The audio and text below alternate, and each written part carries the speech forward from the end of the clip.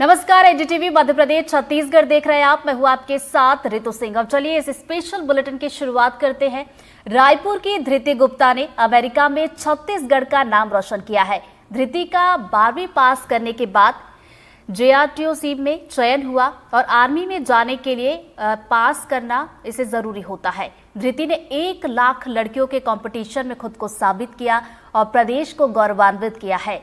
आपको बता दें कि चयन के बाद धृति की आगे की पढ़ाई का पूरा खर्च अमेरिकी आर्मी उठाएगी और धृति की आगे की पढ़ाई के लिए देखिए 2.80 लाख अमेरिकी डॉलर की स्कॉलरशिप भी मिली है, यानी कि करीब देखा जाए तो 2 करोड़ 35 लाख रुपए।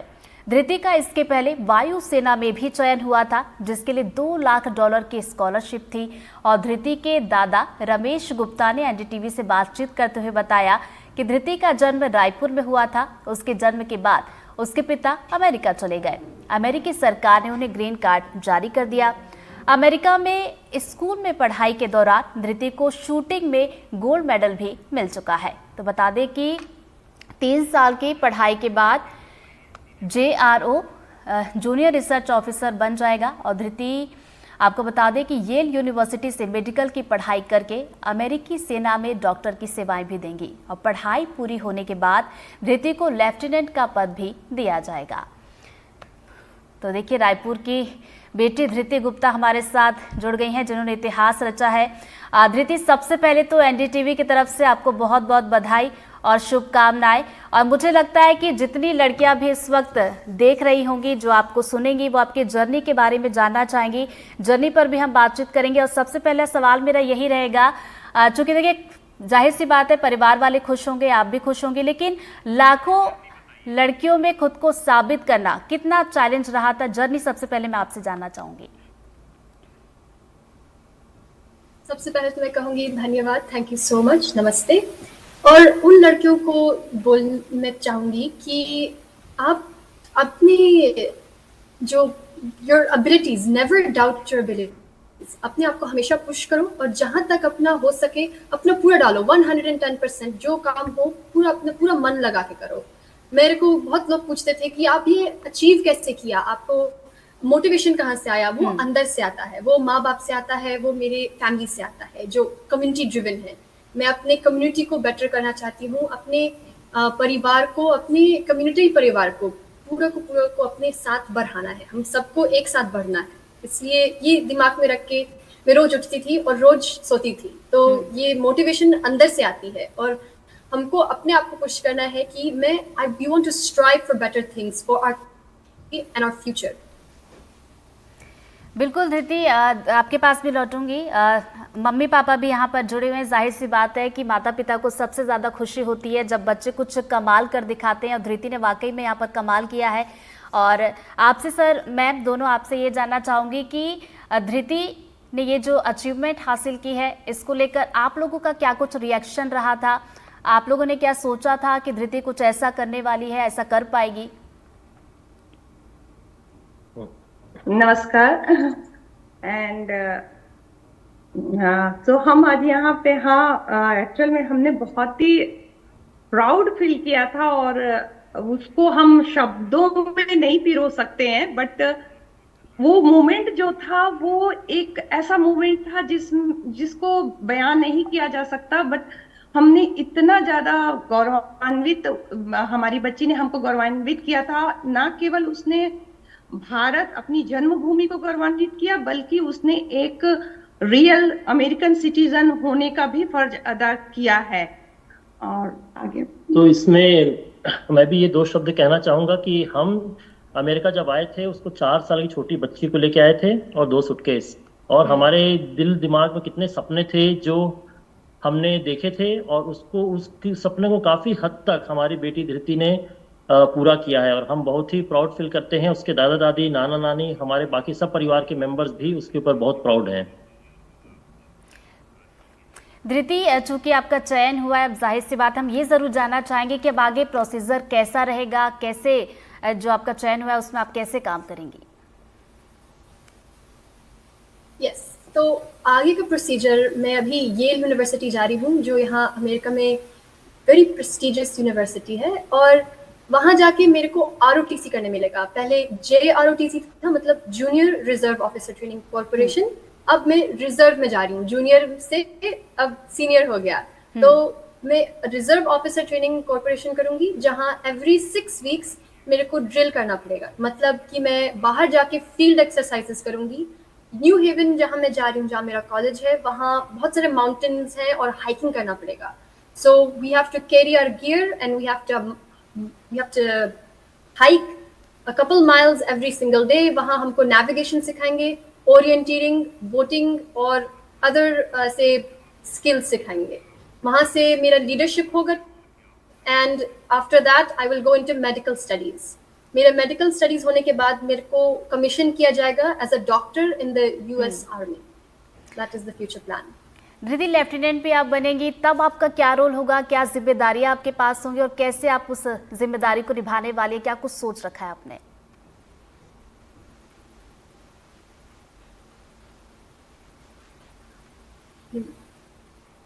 सॉरी, आप रिपीट कर सकती हो क्या? अदिति, मैं कह रही थी लेफ्टिनेंट आप पद मिलेगा आपको, उसके लिए आपकी क्या जिम्मेदारियां होंगी, क्या आपका रोल होगा और उस रोल के लिए आप किस तरीके से तैयार है? तो मेरा इनिशियल सोच ये था कि मैं जा रही हूँ, I will just do the best I can and represent myself to the best of my abilities. इससे ज़्यादा मैंने सोचा नहीं था कि मेरा करियर इतना फ्लोरिश होगा इस क्लब से या इस छोटे से ऑर्गेनाइजेशन से। लेकिन जहाँ तक मैं अभी पहुँची हूँ वो सिर्फ मेरे मम्मी और पापा के कारण है। धृति, मेरे मन में एक सवाल आ रहा है, मुझे लगता है कि जितनी भी लड़कियां देख रही होंगी जो आर्मी में जाना चाहती है, उनके मन में ये सवाल ज़रूर होगा कि देखिए, जब आपका सिलेक्शन हो गया है, आप जिम्मेदारियों के लिए भी तैयार हैं, आपकी पोस्टिंग कहाँ होगी, कैसे होगी, ये सब कैसे डिसाइड किया जाएगा?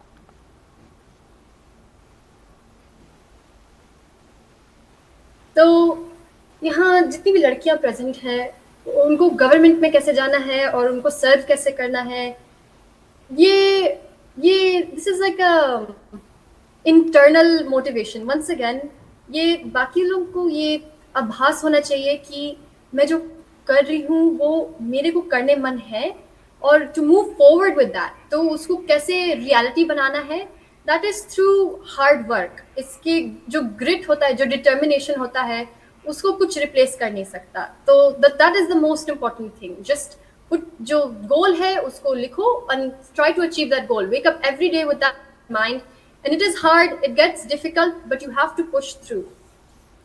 धृति, चूंकि आप छत्तीसगढ़ में आपका जन्म हुआ है और बचपन आपका वहीं बीता है, तो मैं ये ज़रूर जानना चाहूँगी कि अब आपका जब छत्तीसगढ़ जाना होगा तो क्या कुछ आपने सोच रखा है कि छत्तीसगढ़ में आप क्या कुछ करने वाली हैं?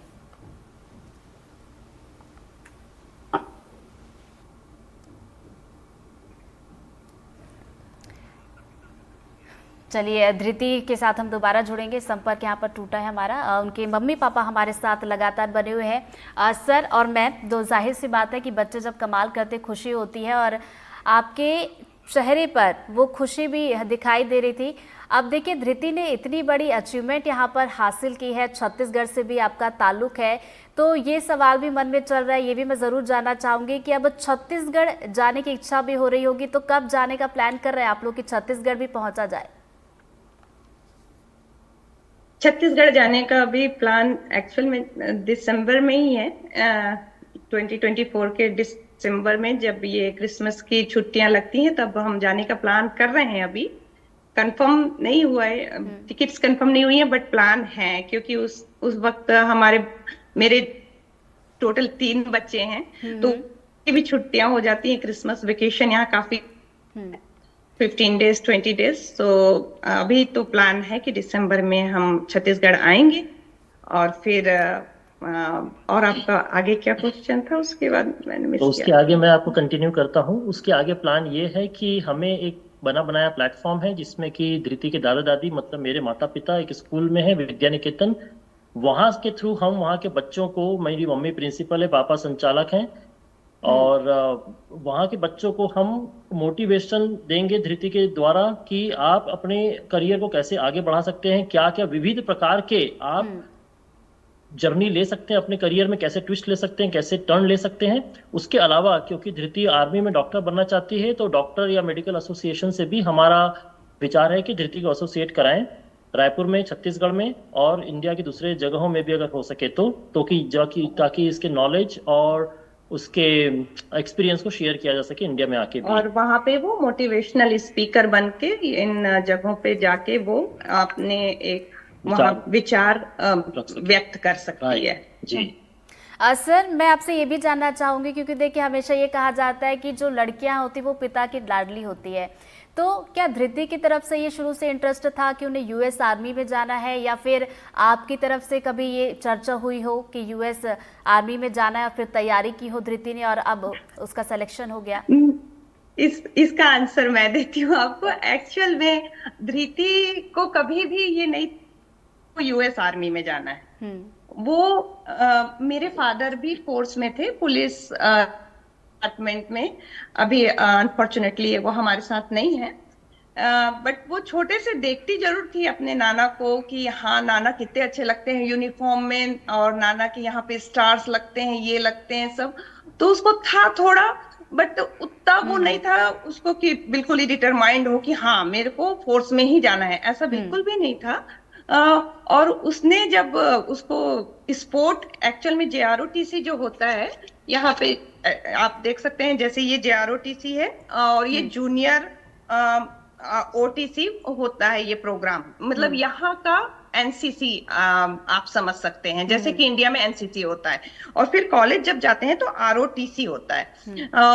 तो इसके लिए जब उसने इसको स्पोर्ट एक सेलेक्ट करना था स्कूल में, तो वो बोलती है कि नहीं मुझे रेसलिंग में जाना है, रेसलिंग मतलब कुश्ती में। तो मैंने उसको काफी समझाया, वो बहुत एडमेंट हो गई थी, मतलब जिद पे थी थोड़ी कि नहीं मम्मी मुझे रेसलिंग में ही जाना है। तब मैंने उसको बोला नहीं बेटा आप JROTC ले लो। पहले मैंने उससे पूछा कि ये होता क्या है, क्योंकि हमको भी उतना पता नहीं था। तो उसने बताया JROTC ऐसा ऐसा होता है, इसमें हमको सब देते हैं, शार्प शूटिंग और colour guard, flag and what not. तो मैंने उसको वही बोला कि ठीक है बेटा तुम रेसलिंग नहीं JROTC ले लो। तो उसने बोला नहीं नहीं मेरे को रेसलिंग में ही जाना है। फिर मैंने उसको काफी समझाया, बट वो समझ नहीं रही थी। फिर मैंने अपनी मॉम को कॉल किया, तब मेरी मम्मी ने उसको समझाया। जब मेरी मॉम ने, उसकी नानी ने उसको समझाया तो उसको समझ में आया, और उसने फिर बोला ठीक है मम्मी मैं JROTC लूंगी करके। और उसने उसको समझा उस पॉइंट को, आप एकदम दुबले कुश्ती में आप कहाँ से सरवाइव करोगे उतना। और हमारे मतलब कुश्ती हम पहले देखे भी नहीं है उतना। तो उसने फिर वो JROTC लिया, और उसके थ्रू उसने फिर एक के बाद एक अचीवमेंट्स किए, and she is my big star daughter, मैं आई कैन से। और वो आज इतने अचीवमेंट्स लिए ना, उसने एक के बाद एक उसने अपने आप को प्रूफ किया है। और इसके लिए मैं कहूंगी कि उसका हार्ड वर्क था, वही उसको पे ऑफ किया है। वो मतलब वो सुबह मॉर्निंग में वो 6 बजे 4 बजे से उठती थी, नहा धो के तैयार होके ग्राउंड पे उसको 6 बजे सुबह पहुंचना रहता था, और 6 बजे से लेके वो शाम को 6 बजे घर में लौटती थी। तो उसको एक proper tiffin box, lunch box बना के हम देते थे, जिससे वो थोड़ी थोड़ी देर में खा के वहां पे उसको दौड़ना रहता था, ड्रिल करना रहता था उसको। 1 मिनट में उसको कितना, मैम बड़ी इंटरेस्टिंग चीजें आप बता रही हैं। यहाँ पे थोड़ा सा मैं आपको यहाँ पर रुकना चाहूंगी, आप कंटिन्यू कीजिएगा। धृति का दरअसल कनेक्शन टूट गया है। अब मैं चाहूंगी कि अगर आपके साथी है तो उनसे जरा कहिए कि जुड़ जाए हमारे साथ दोबारा से। उनसे भी हमें बहुत सारी बातें करनी है, बहुत सारी चीजें उनसे जाननी है उनके अचीवमेंट को लेकर।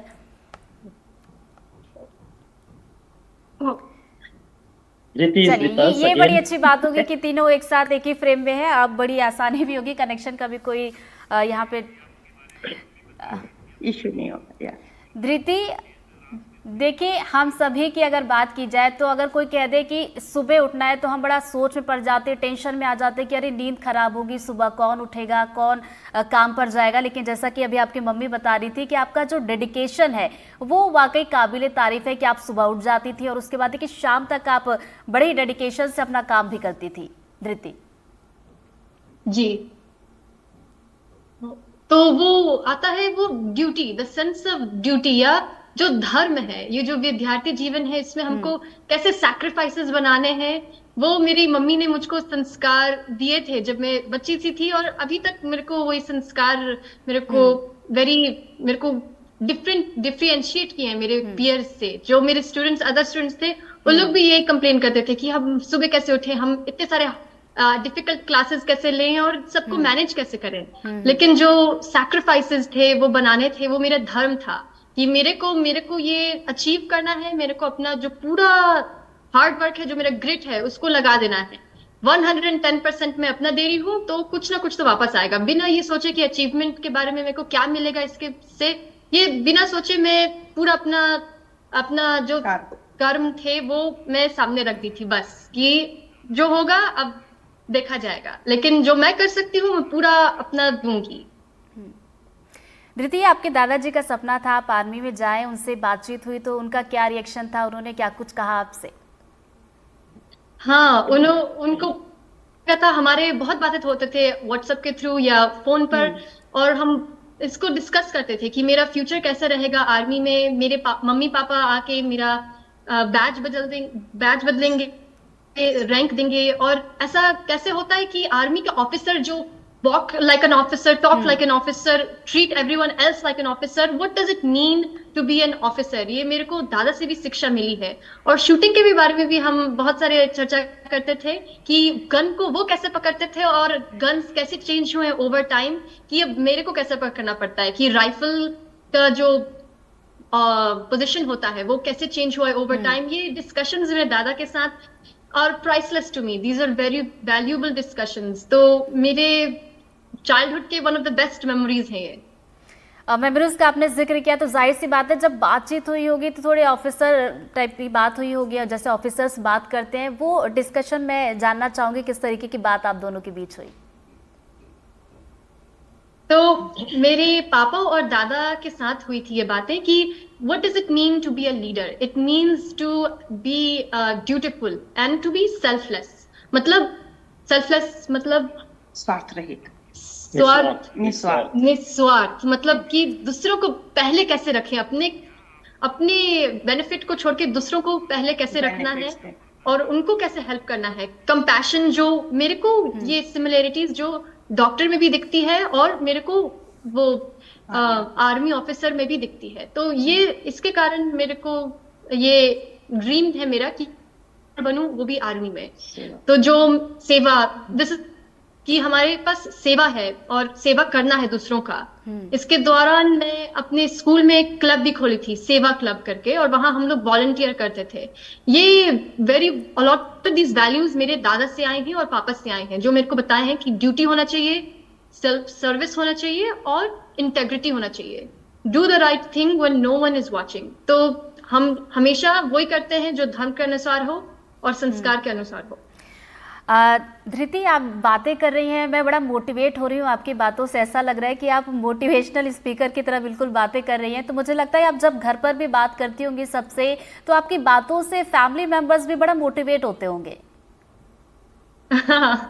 होते हैं। मेरी 2 छोटे भाई बहन है, एक बहन है और एक भाई है। वो लोग दोनों अक्सर मेरे पास आते हैं और पूछते हैं कि दीदी यहाँ मैं कैसा करूं, दीदी मेरे को ये स्कूल में छेड़ रहा है कि ये होमवर्क कैसे करना है। मैं उनको हमेशा जितना हेल्प कर सकती हूँ उतना करती हूँ, और डिसिप्लिन और टाइम मैनेजमेंट उनको मैं सिखाई हूँ।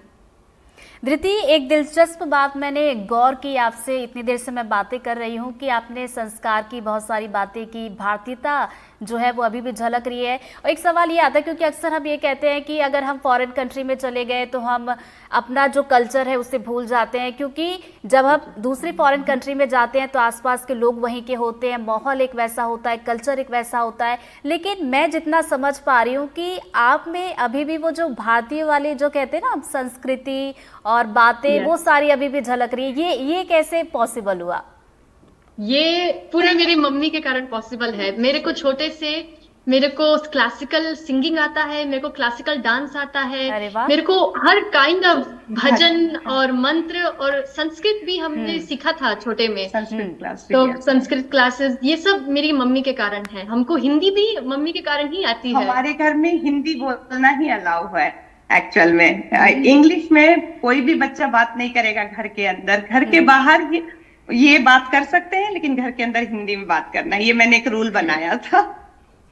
ये तो बड़ी ये कमाल संस्कार की बात है, ये बड़ी कमाल की बात है, क्योंकि ऐसा बहुत ही कम देखने को मिलता है मैम, जैसा कि आपने कहा। और जैसा कि धृति अभी बता रही थी कि उनपे क्या क्या गुण है, क्लासिकल डांसर वो है, सिंगिंग भी करती हैं, तो मुझे लगता है कि यहाँ पर एक क्लासिकल सॉन्ग आपको जरूर गुनगुनाना पड़ेगा धृति हमारे लिए।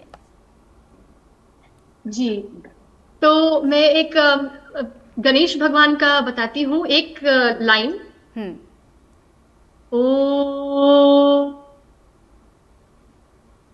मुदाकरा मोदकं सदा विमुक्तिसाधकं धरावदंसकं विलासिलोकरक्षकम् अनायकैकनाय विलासिदेभदैत्यकं नताशुभाशुनाशकं नमामि तं विनायकम् बहुत सुंदर, नमामि तं विनायकम्। ये एक लाइन हुआ।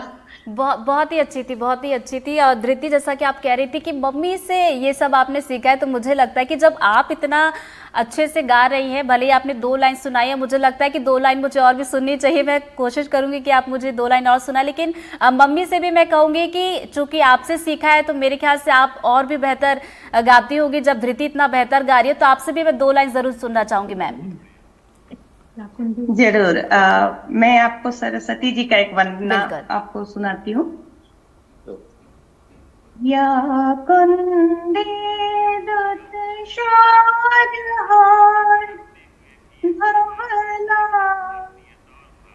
या शुभ्रवस्त्रावृता, या वीणा वरदण्डमण्डितकरा,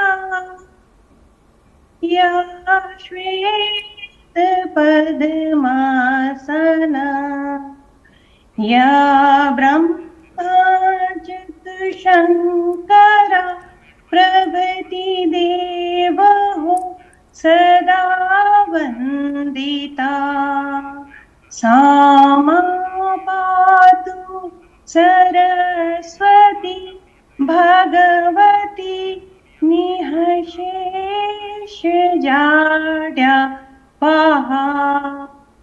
या कुन्दे दुतशार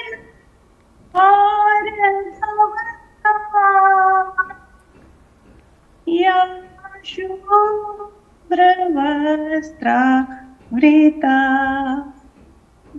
बहुत ही सुंदर गाया मैम आपने। मेरा मन कर रहा है कि मैं और सुन लूं, लेकिन वक्त कम है, क्योंकि वक्त की मजबूरी है यहाँ पर, इसलिए मैं और ज़्यादा आपसे गवा नहीं सकती। हालांकि हम बार बार इसे सुनते ज़रूर रहेंगे।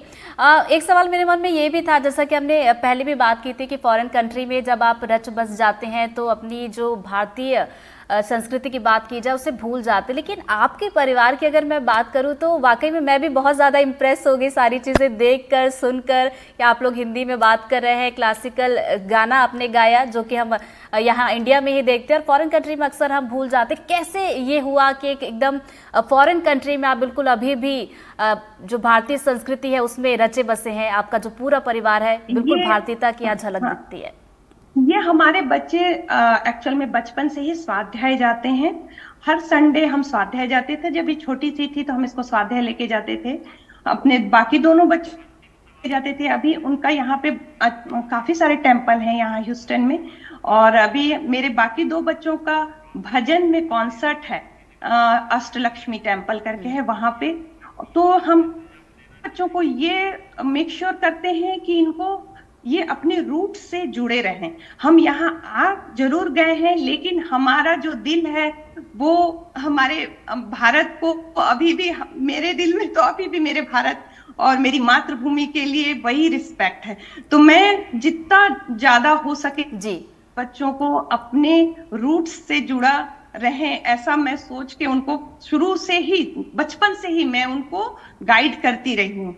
मेरे बाकी 2 बच्चे भी पियानो बहुत अच्छा बजाते हैं, इवन अभी बिल्कुल, और वो देख भी रहा है। मैम धृति से एक जल्दी से सवाल ले लेती हूँ मैं, क्योंकि समय कम है और ये सवाल मुझे लगता है धृति इसका जवाब बेहतर तरीके से दे भी पाएंगी। धृति, अभी देश दुनिया में देखा जाए ग्लोबल टेंशन बहुत ज्यादा हाई चल रही है, आप सेना से भी जुड़ने वाली है, तो इसको लेकर दुनिया के लिए आप क्या एक पीसफुल मैसेज देना चाहेंगे, क्या एक शांति का संदेश आप देना चाहेंगी?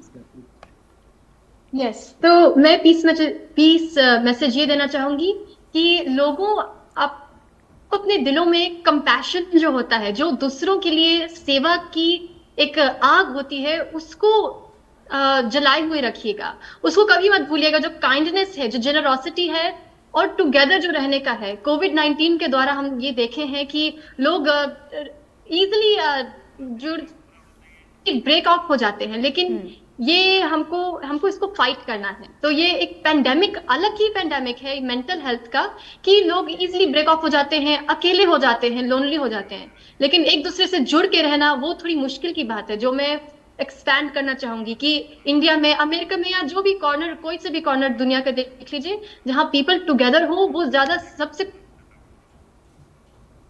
जी स्टैंड करने के लिए टुगेदर होना बहुत जरूरी है, कंपैशनेट होना।